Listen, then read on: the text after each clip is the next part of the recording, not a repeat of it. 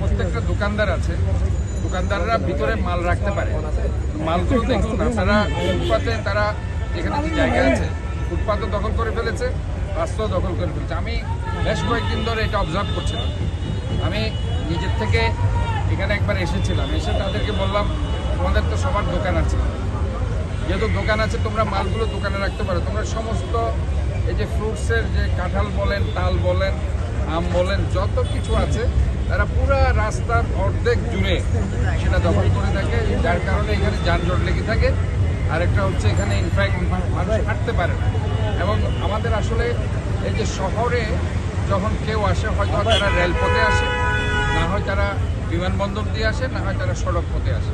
কাজে রেলপথে আসার পরে এই জায়গা দিয়ে যখন তারা যায়, সেই ক্ষেত্রে চিটাগংয়ের বাইরে থেকে যারা আসে অথবা বিদেশ থেকে যারা আসে, তারা চট্টগ্রামের ভাবমূর্তি নিয়ে প্রশ্ন করে। আমি যেটা মনে করি এই জায়গাগুলো আমাদেরকে সৌন্দর্য রক্ষা করতে হবে।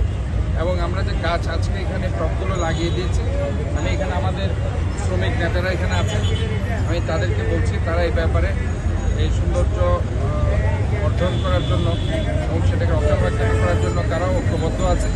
কারণ এখানে আমরা কাউকে উচ্ছেদ করছি না, তাদের দোকান আছে, দোকানে তারা মালগুলো রাখবে, ক্রেতা যারা আসবে তারা তাদের দোকানে থেকে সেগুলো নিতে পারবে, রাস্তা থেকে আসলে নেওয়ার কোনো সুযোগ নেই। যদি বেশি পরিমাণে